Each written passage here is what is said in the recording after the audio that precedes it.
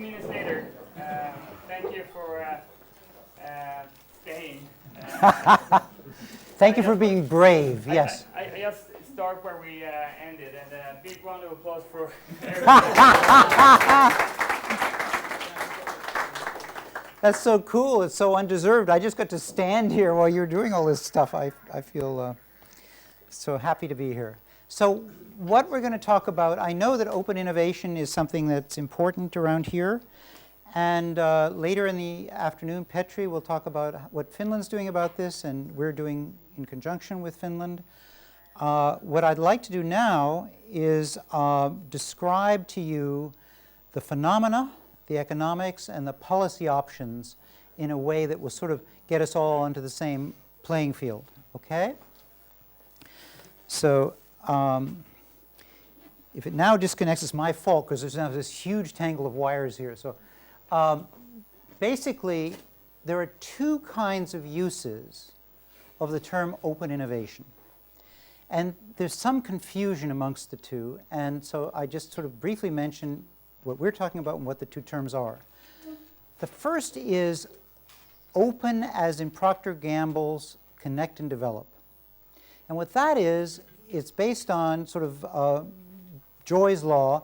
It's no matter who you are, somebody, you know, most of the smartest people work for somebody else. So it's addressed to firms, and it says, you know what? You really ought to look outside your own R&D labs, and you ought to buy and sell intellectual property to get what you need.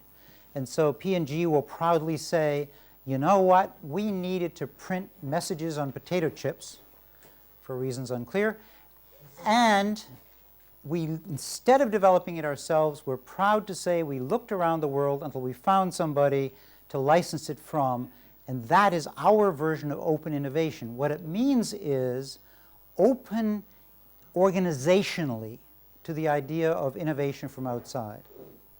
Now there's another more fundamental use of the term, and that's the one we're going to be talking about here.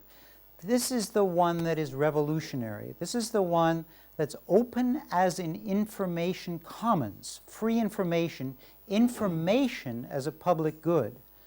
This is the kind of thing that Linux, an open source software, is based on. Okay? So that's really what we're talking about. Now, what's going on? So you in the back, can you see this thing at all? Or aren't you so happy that you have it? Yeah? Okay, good. So here's what's going on in one slide. It's kind of we think it's the biggest revolution in innovation and in the understanding of innovation and innovation patterns since the Industrial Revolution. It's just huge. And what you see here is a curve, and it's a market curve. Markets start small, they grow. All these circles are users or customers, and eventually the market tails off.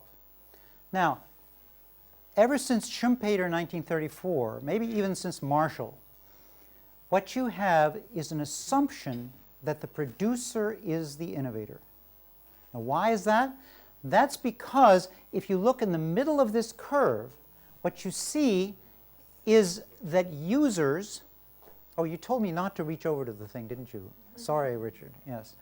All right, what you see in the middle of the curve is a lot of users. So you as a manufacturer or you as an economist look at that and you say, well, a manufacturer can aggregate demand across all those customers. He can spread his costs over all those customers. Therefore, the manufacturer can afford to spend more than can any individual user on the innovation. Therefore, it must be that the manufacturer can do a better job. So, got to be that, in fact, producers are the innovators. Now, there's another view, however, because those economists and others never looked to see actually where innovations were coming from. So what we and others did was we observed something quite different. What we observed was that at the beginning of the market, everything starts off small and uncertain. And it's not the case that, in fact, there are a lot of users at the beginning which a manufacturer can spread his costs over. There might be just a few users. And the market at that point would be small and uncertain. So that what we see is that the manufacturer at that point is not interested. But that's sort of a surprise. Who's going to do it if at the very beginnings of things the manufacturer is not interested? And the answer is, it's the user. So let me give you now an illustration. This is John Hashem Gibbon, and this is in the 1930s. And John Hashem Gibbon is a heart surgeon. And in the 1930s, there were many children who were dying of rheumatic fever, because what would happen, one of the side effects of rheumatic fever is that the heart valves get scarred, and often they were so damaged that you couldn't fix them on the beating heart. And therefore, those children would die. Now, this particular man, and the story is, and I'm not certain if it's true or not, but the story is it was a neighbor's child. So these people were all, it was terrible. Children were dying all over the place. And basically what happened was this child died on his operating table, and he said, that's it, we have to do something about this. And so he went to producers, and he said, we need a heart-lung machine so that we can bypass the heart and operate on the heart and replace the valve and so on and so forth. And the producers said to him, have you yet developed the operations which the heart-lung machine will make possible? He says, no, I need a heart-lung machine in order to develop the operations which the heart-lung machine make possible. And they said, well, then how do we know that you can develop those operations? And he said, well, I'm really a good vascular surgeon. I think I can. And they said, perfectly reasonably from their perspective, that's not good enough. And so they withdrew the tea and cookies that they'd offered him when he brought his proposal and said, come back when there is a heart-lung machine, as if it would come flying through the air. So he then went back, and over 20 years, he, not a mechanical engineer, recruiting people and a little bit of money from charities and so on and so forth, built the first heart-lung machine. Now, let's return then to this curve. This is the situation that I'm explaining to you, right? At the beginning over here, there is no market that's strong and certain for a manufacturer, so the user has to do something, and the user then built it. Now what happens? Well, what happens is other surgeons come along and they say, you know what? This works. I think we'll build one too. And then their technicians come and they build one too, and they also begin to doing these operations. And then somebody says, it's stupid having each of our technicians come and build this thing. What we really ought to do is start a little company so that we can buy from somebody. And so that happens. And basically what you see here from the perspective of a producer in that area is that the signal is getting stronger that this is a desirable innovation and that it's going to be successful. Information about what the market is and what the solution is growing steadily as you move from here to here.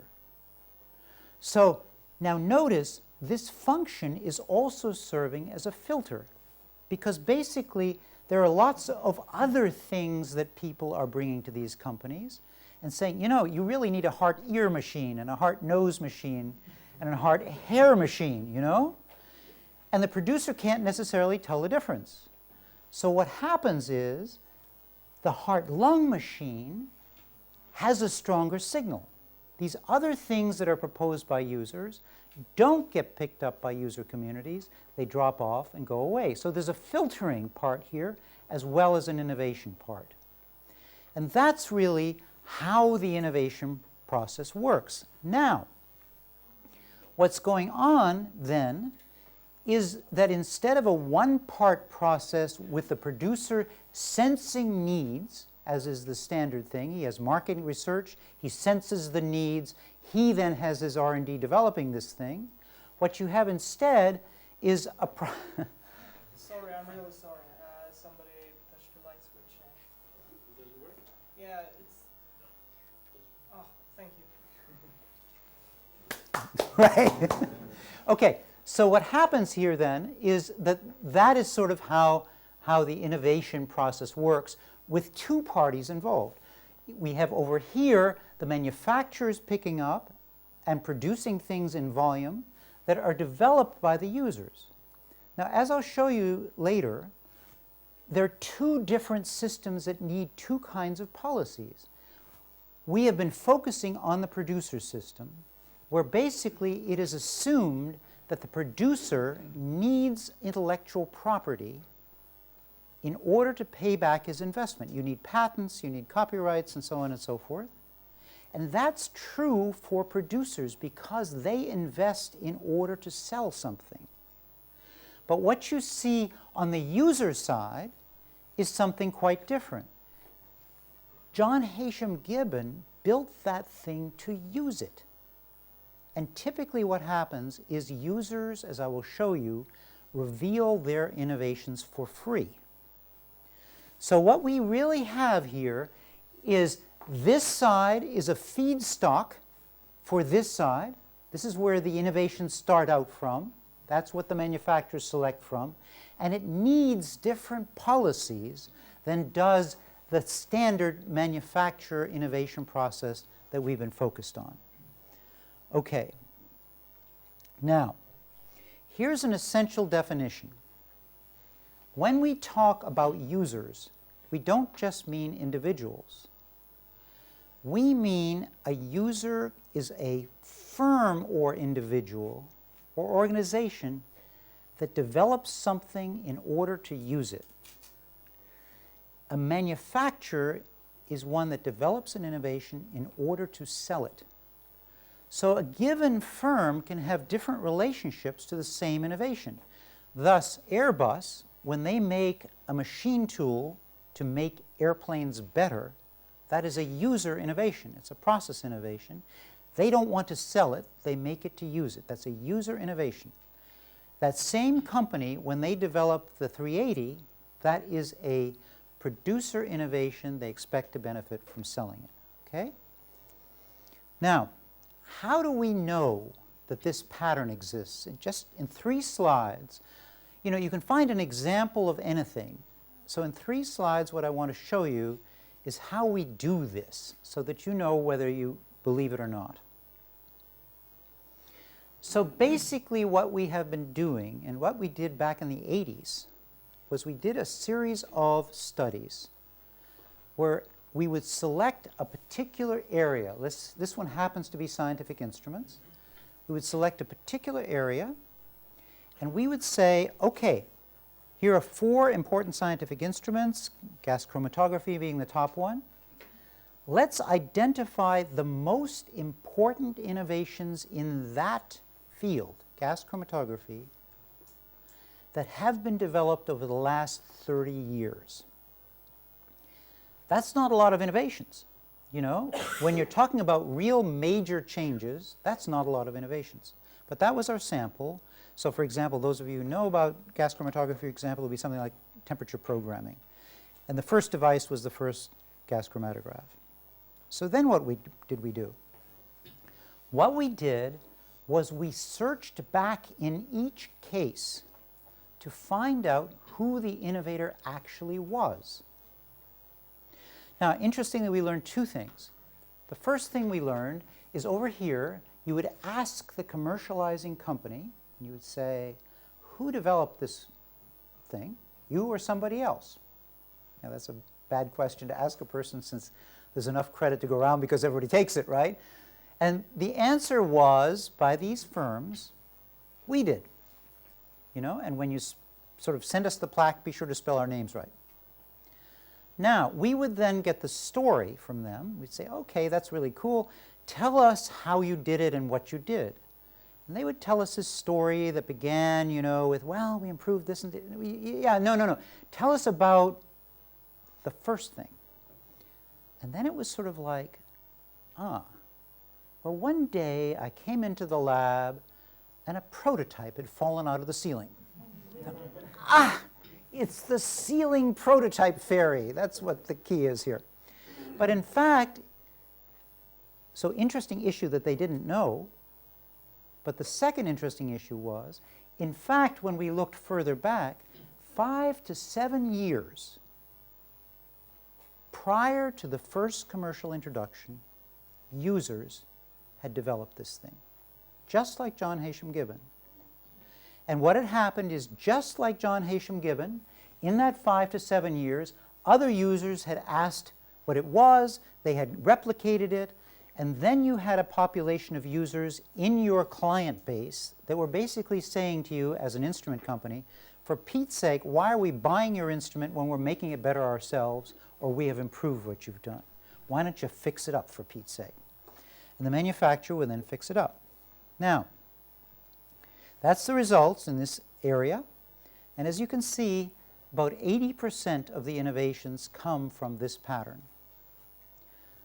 Now, as we study further, what we found out was that the users were developing the functionally novel innovations. Remember I told you at the start, when I talked about John Haysham Gibbon, that the market was small and uncertain because nobody had ever had a heart-lung machine before. The kinds of things that the producer does is they make dimension of merit improvements to what already exists. So, if you look back at that curve, what you would see is the first heart-lung machine was built by John Haysham Gibbon. Then the market improves, and what happens is the producers start doing things like making them more energy efficient, making them cleaner, easier to use, and so on and so forth. But when a new function comes in again, I want to use the heart-lung machine for perfusing across the brain barrier or whatever it might be, then it's again the user. So functionally novel because that is where the markets are small and uncertain. Now, okay. Now, why did the producer not know where its innovations were coming from? This is sort of fascinating because I told you in the beginning that the economists were saying and the policymakers are following the idea that the producers are the innovators. But here are these scientific instrument companies, and they're right in it. They're benefiting from what the user does, and they don't know it. Why don't they know it? So, what you see on the left-hand side here is a typical user innovation. That user innovation is hacked together to do what you want it to do. Any of you who worked in laboratories know that what you do is you get something from here and something from there and you put it together and you make it work because you need to. In this particular instance, what happened was this was the first automated radioimmunoassay system. It's used in clinical medicine. And basically, a doctor said to his graduate students, look, I want to do a heart study with 20,000 patients. And the graduate students looked and discovered there were only manual methods. And you know and I know that you can get a graduate student to do something once or maybe twice, but after that they'll automate. So what happened was the users at the University of Virginia, they made this thing. Now, what was the producer doing? Because remember, there's a 5 to 7 year lag. The producer's saying, nobody does 20,000 tests. There's no need for that. But eventually, after 5 years or so, there is a need for that. And the producer creates this. Now, this has this in it.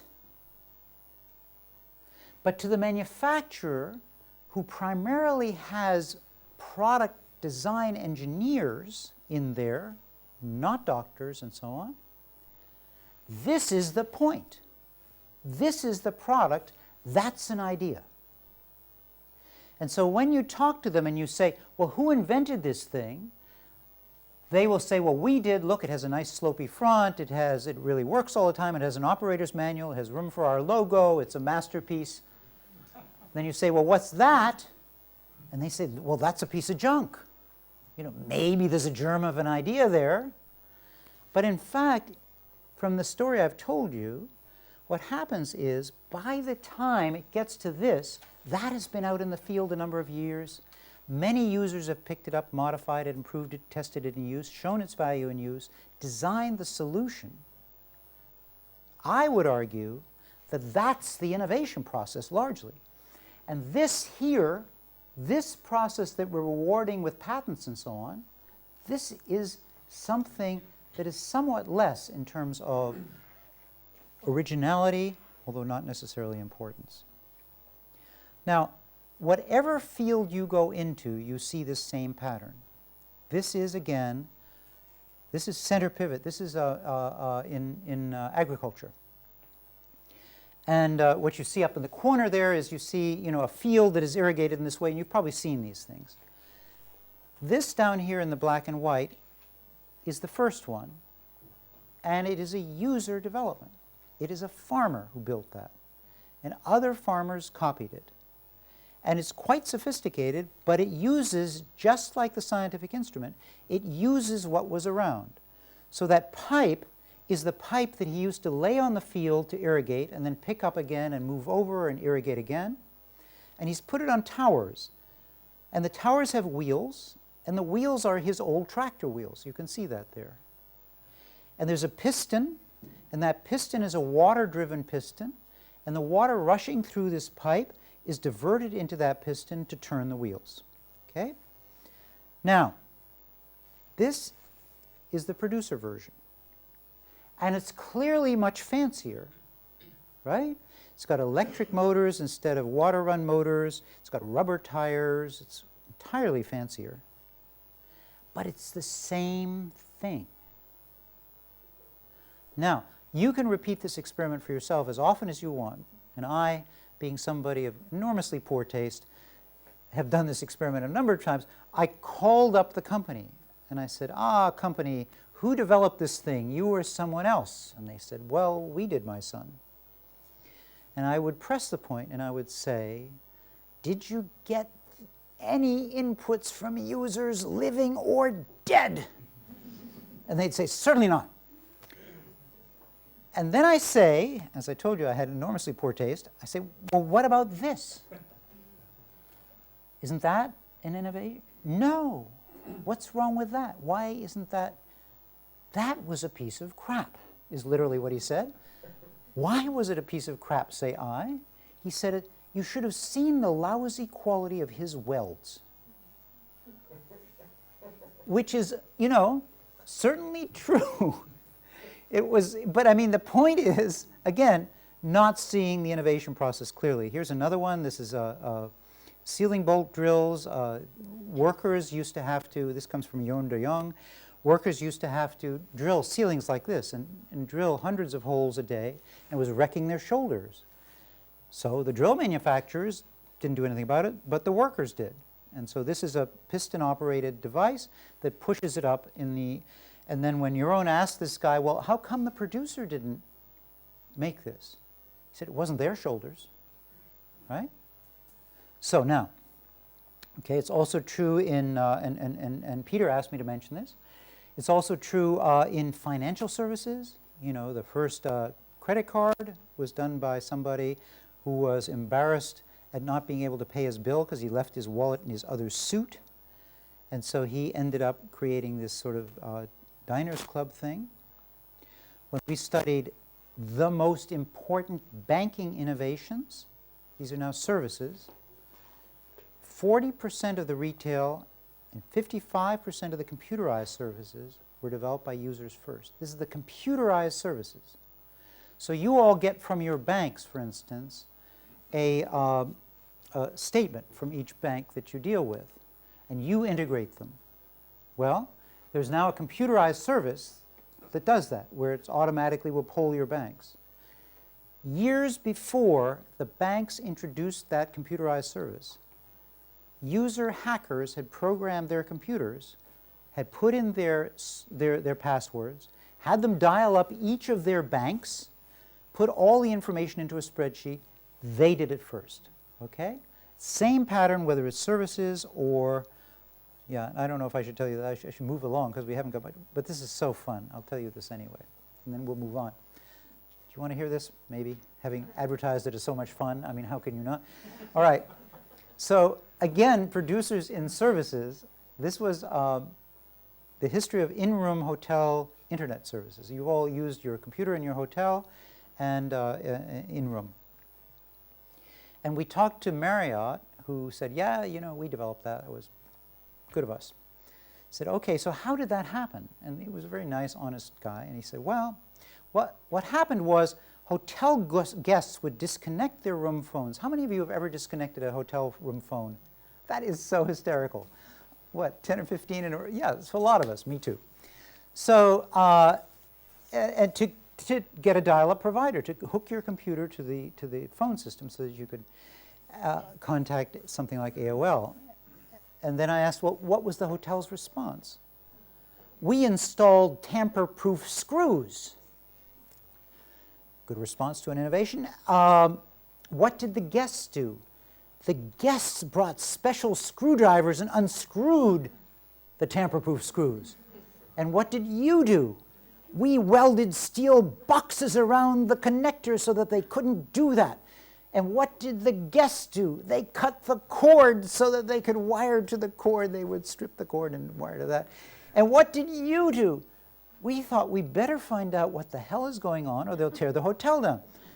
And then, of course, they advertised and said, we have invented in-room internet services, right? It's a difficult process from the producer's side because the users are the innovators. Now, when we talk about this, what economists say, and what anybody in policy should also say is, yeah, but those are all special cases, right? And here's where Petri comes in, because we said, fine, what we will do is do representative surveys of national populations. And this is quite an expensive thing to do because we do telephone interviewing to make sure we understand what they're doing and so on and so forth. Did the first one, we're doing now the second one in Finland, and Petri will talk about that at some point. But we did it first in the UK, and what did we find? We found that the consumers, 6.2% of them, we could only talk to people over 18, so it's more of the population than that. 6.2% of the population, 2.9 million people, have been developing products for themselves or modifying products. And their expenditure was 2.3 times more than all the expenditure of all the consumer development companies in the UK. So in other words, we have this fascinating situation here, which is why Petri wants to measure it and we want to measure it and so on and so forth, because the paradigm that the producers are the innovator has been so strong that nobody even looks at the consumer to see if they're innovating. And so you have no metrics there. You have nothing, and yet it is bigger than this thing that you are spending all your energies as a policy-making group to support. Now, users' motives are not profit. Just like John Haysham Gibbon was making that thing in order to use it, these people are making it. This is now, when we get to Petri's study, we didn't do this in the UK, but when we get to the Finland study, we're going to do the same thing. This is now, in a particular case, this is in whitewater kayaking, where we surveyed all the innovators and asked them to divide up 100 points amongst various motives. Personal need for the innovation, enjoyment from creating it, learning from creating it to help others, and profit. Now, profit, 2%, almost nothing. Almost nothing. Personal need, over 50%. Personal need for the innovation itself, like the heart-lung machine. But now, fascinatingly, amongst consumers, there's another huge chunk of this, which is enjoyment or learning from the process itself. In other words, that's again a private return you get. When you innovate and you make something, A, you benefit from learning, B, you benefit because you're having fun oftentimes, or you wouldn't do it. C, you benefit from the thing that you create. All of those benefits are obtained without selling it to anybody. The result is, since consumers are not rivals, they give it away. This is now, how many of these people shared details? Now, what's not shown here is about essentially everybody was willing to, but only 33% of the cases were people interested because it looked like a general solution to something. So 33% actually shared, and of those, 17% actually transferred it. Others adopted it. And intellectual property was only 2%, vanishingly small. And getting paid for this was vanishingly small. So in other words, you remember I told you about the beginning of that curve where John Hashem Gibbon and so on. What we're doing is we're filling in the fact A, users innovate, and B, users innovate and give it away for free. This is a totally different paradigm. It needs totally different policies.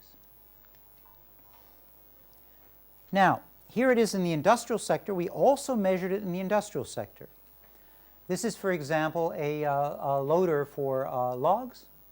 And basically, when you study, you talk to, remember I told you that user innovators can also be firms. They make process innovations for themselves. So people using these things improve them.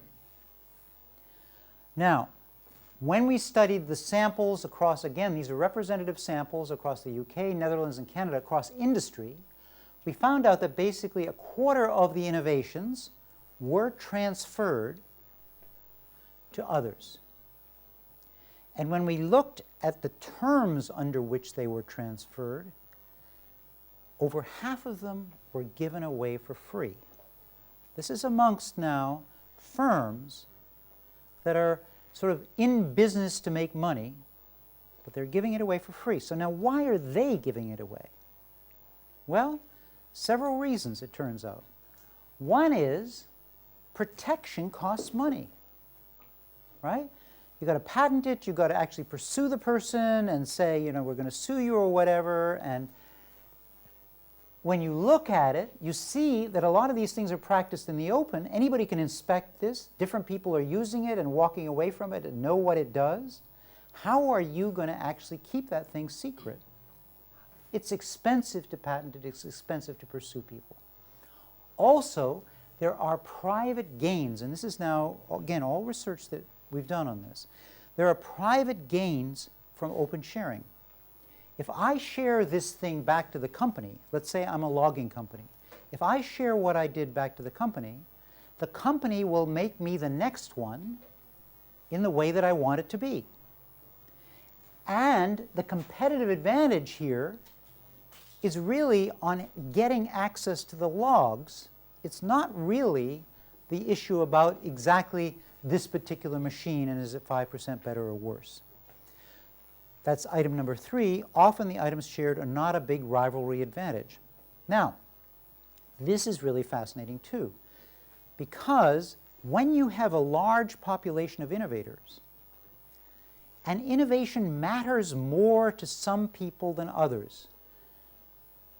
Christina Roche over there has shown that in, you want to raise your hand, Christina, so they know who you are. This is Christina Roche. She's a colleague from Technical University of Hamburg and is also at MIT. Basically, what you find is that when there's rivalry amongst firms, they don't want to share as much. And this is also true amongst athletes. You know, they will, if you are in a racing boat and you don't want to, you know, you're about to win and you don't want to show somebody else how you're doing it, you don't do it. The interesting thing is there are many people innovating in parallel, and it'll be less valuable to somebody else. So somebody is going to spill the beans. So basically, you simply can't hide this stuff. Your secret is hostage to the person with the least to lose by revealing it. That's, again, why this is so robust. Now, another study where we compare and we show and so on, I'll go over that. Now, here are the economics of open user innovation. In summary, users get private returns to innovation investment from use and from the innovation process itself, not from sale. That is entirely distinct from the traditional producer innovation idea that they get money from selling it and so they need to protect it. Free riding is not a cost to non-rivals, so users seldom patent. In other words, in Linux, nobody's saying you have to contribute to Linux in order to download Linux. Free riding is fine. Nobody cares. Protection is effort. It's nice if a lot of people use it. They'll find bugs and so on. Same thing is true in hardware. And finally, social welfare likely is increased due to free innovations rather than IP-protected innovations. So now, what about it? Well, so what's going on? We see that a lot of users are innovating. Because we started late, when should we stop this thing? Oh, moderator, I'm sorry, I don't want to go over your time. 20 past. 20 past. He appears out of nowhere. 20 past. Okay, I better hurry up. Full control. What? Full control. Okay. So now, let me switch gears for just a moment and say to you that at this point what's happening is that users are dominating the innovation process. It used to be that we would plead to manufacturers to pay attention to users. Now it is that users are taking over. And let me show you how that works. So basically, what I showed you earlier was important innovations come from users, but that said nothing about how many users are innovating except for the UK study. And here what we see in a range of areas that a lot of users who care about something are innovating. Now here's a particular example about what happens next. So this is an area, this is kite surfing. And we studied kite surfing because my students seem to seek death at all possible occasions. And they kite surf. Now, those of you who don't know what kite surfing is, it has some small boards here, and it basically, you're zooming along, and then it has a giant kite. And that is almost like a reverse parachute. It lifts you out of the water, as you can see over here, and you can actually, you see these 5 wires, you actually can steer this thing. And you need good control, because when you're 40 meters up, you'd prefer not to drop like a stone, okay? So, entirely developed by users, over years to this state. Then what happened was producers started to say, remember that curve, producers started to say, you know what, now we'll take over, now we'll innovate, you know? And we'll produce these things, there's a $100 million market here. So they did. In other words, they were saying, thank you, now the big boys have arrived, okay? And they each hired 2 engineers, and they said, we're in it, we're going to start to patent, we're going to start to do all this stuff. Then what happened? Well, a guy named Saul Griffith was one of the early kite surfers who, in fact, had developed a lot of this stuff, or developed, you know, been in it in early days. He said, well, I don't really think that I think that users are not done with this. I think that in fact the producer innovations are not all as hot as I would like, and so I'm going to start to post my designs just on a website, and I'm going to invite others to join in. So he did that, and what happened was that others started to join in. So this is from somebody, Sebastian in Argentina, super high aspect ratio mountain board kite. One of the things users developed also is you can go up mountains with these things. He explained what he did. He showed, the design and so on and so forth. Then what happened? What happened was that people started sharing designs. First, like these pictures, what you do is you make a kite by sewing together a lot of flat panels like a dress into a 3D object. But then they did it in terms of CAD files, where they figured out the sail lofts actually cut out large pieces of cloth, and you can send anybody a CAD file, and they can make an exact copy of your innovation. Aerodynamicists from NASA started to show up. Aerodynamicists from around the world, top people. They brought aerodynamic modeling tools. What was happening was you had 100 real experts and 1,000 other people sort of downloading these designs, trying them, commenting. And now what do you have? You have several companies with 2 engineers each competing against 100 of the top aerodynamicists in the world. That's not going to work very well. So what happened next was the companies said, in effect, okay, we give up. We're going to adopt the innovations from the users. They're doing it for free. We'll make their designs. So that is an example of embedded producers being driven back out. That's where we are nowadays. Now, why does this work? Why can users outcompete producers? The answer is twofold. Consider this the design space for all of something, like all of kites or all of heart-lung machines. All possible heart-lung machines are in this blue border. The users are the X's. They can simply cover more of the ground. There's simply more of them who are innovating. And because they do not patent, anybody can use the best solution and sub-solution that anybody has developed. Producers, in contrast, come up with some sub-solution that's better than somebody else's. They patent that. They say, you've got to buy the rest of our stuff along with our sub-solution. Whenever you've gone out to look to buy a car, you've experienced that kind of a thing. You say, well, I really like the engine of this car. They say, too bad, then you have to buy the whole car.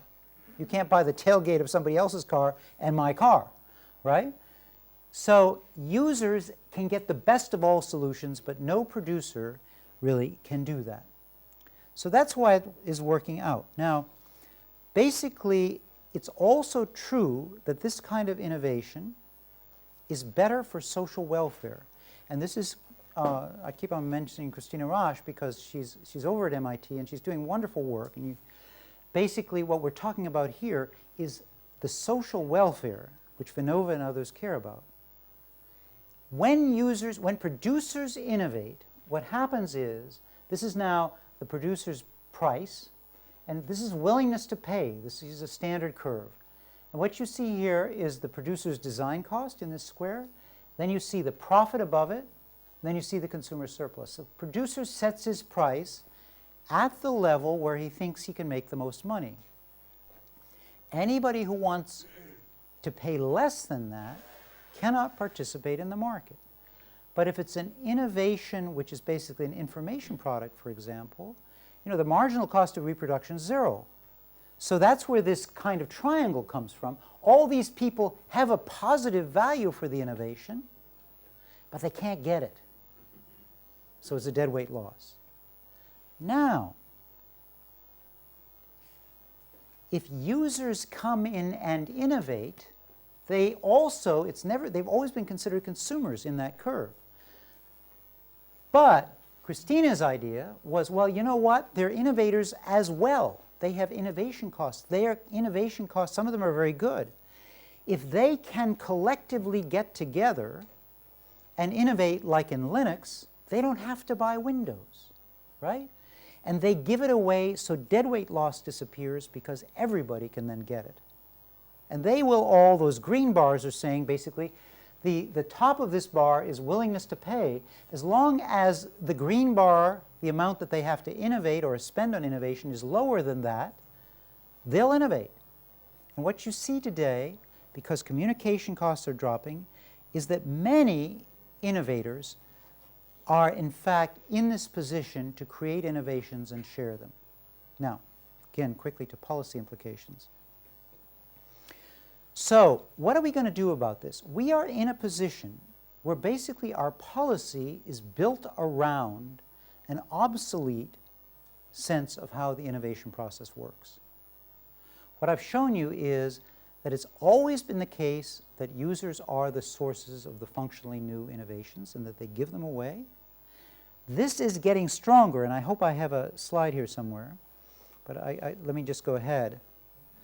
This is getting stronger all the time because communication costs are dropping and design costs are dropping, which makes the users able to collaborate in things like Linux or a collaborative effort to make a heart-lung machine or anything like that.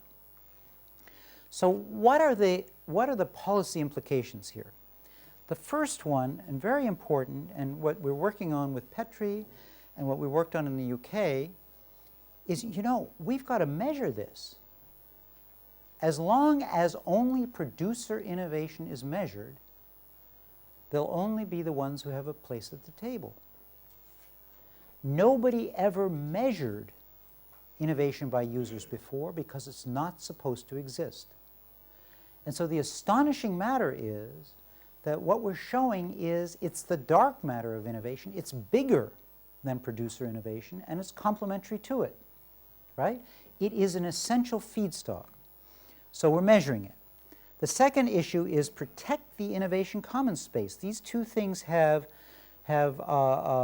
complementary needs, and I think maybe I say more about this later, so let me rush on. And support the infrastructure. So let's go on. So first, the user innovation model and the linear innovation model. The linear innovation model is on the top there, basic research, applied research. That's where all your current policies come from. That's where, you know, you have to subsidize basic research, applied research, and so on. And then at the end of that model is marketing, and we sort of begin here and say, no, no, this is where it all starts, you know, the stuff that you're ignoring. Given the interest of time, okay. So now here we are.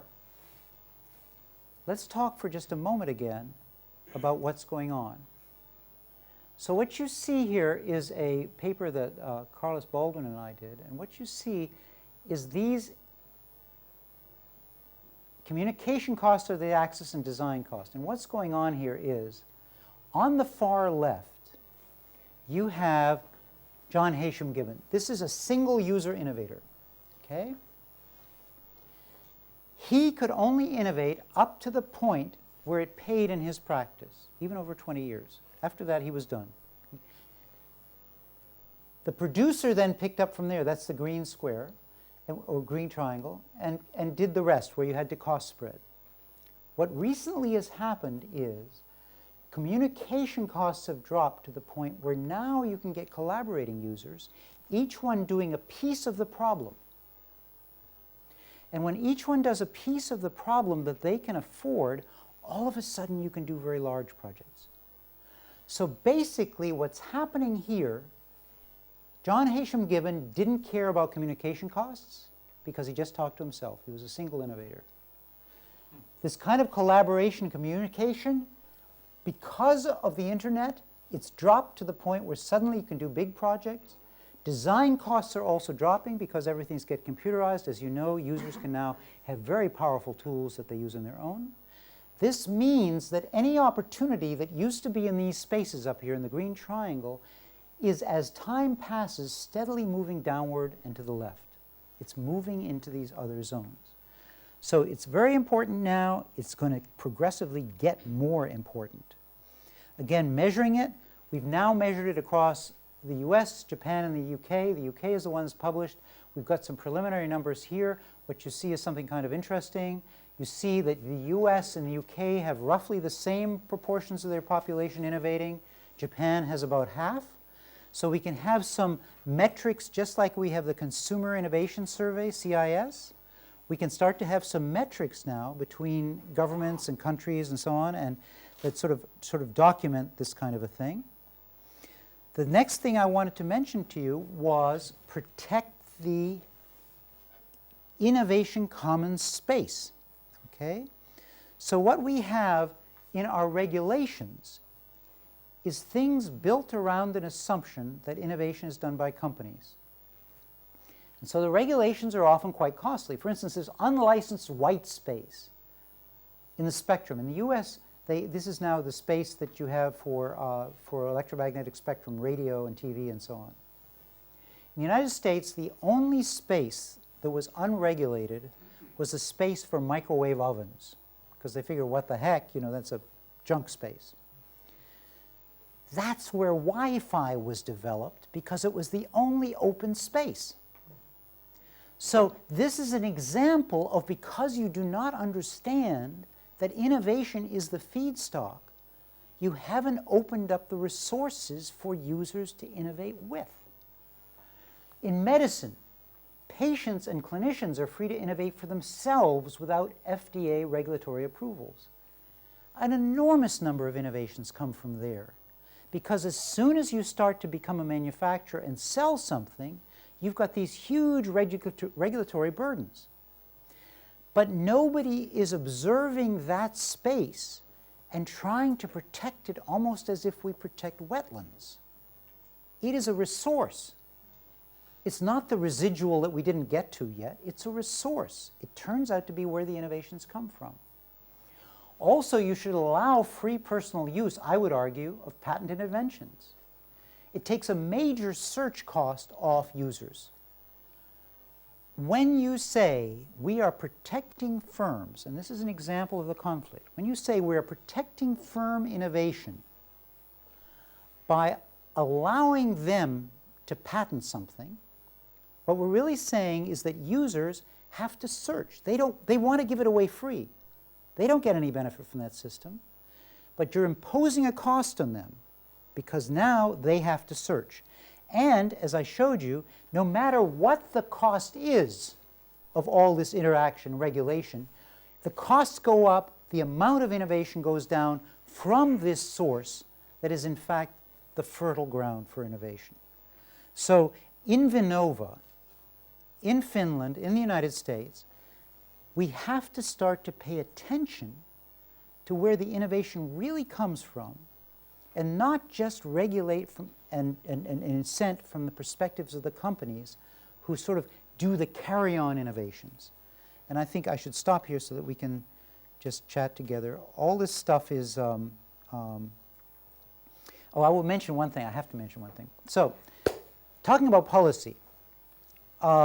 So, you know, I go around preaching and also other people are doing innovative things too. We're a large group now. It's not, I mean, when I'm talking about these findings, I want to make really clear that I have many colleagues and we're all in the boat together, either sinking or swimming, we're not sure. Now, at one point, basically, in Denmark, they decided they were going to pay attention to this. They said, you know what? Yes, we're going to have user-driven innovation. We see it's important. We're going to do something about it. And so they started to invest in this, and they set up a program in 2005. But what happened was, this program was captured by business as usual. Okay? It was fantastic how they did it. Definition of user-driven innovation. Systematic approach. Users are defined as consumers, customers, employees, enterprises, cooperation partners, suppliers, or citizens. In other words, they totally solved their problem. They said, this is a user innovation thing, but we'd like to serve our existing clients, so we'll define users as anybody. And that's how it worked out. There was basically, it continued on its old path. Now, Petri and I met, and a couple of years ago, I guess, right? And Petri solved the same problem in Finland. I mean, basically what had happened was they were thinking about, yeah, this is a producer-centered thing, but then, lo and behold, thanks to Petri Leto and Jari Kusito, who can't be here today, the new innovation policy that he'll talk about talks about user innovation explicitly as well as about producer innovation that, oh yes, say the producers, we will pay attention to users, send us more money. Okay? So what have I said? And let me quickly conclude then. So I've said that we're in a paradigm shift, that a lot of the old policies simply don't apply anymore, that it's going to become quickly more visible because of people like Petri, and I would love it if in this country we did it too. We're starting to get, you know, with the Finland experiments and others, we're starting to get standardized questionnaires. We really should start to measure this stuff to get it onto the policy agenda. And then my final point is, it's bigger than the innovation we see now, and it requires different policies. So we really, this is, I think, something important to pay attention to. So thank you. Yeah.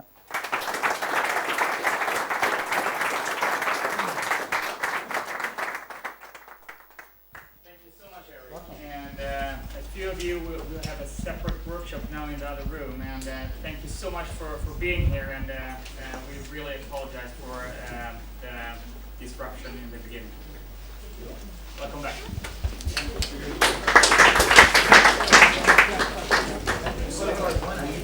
hearing problem.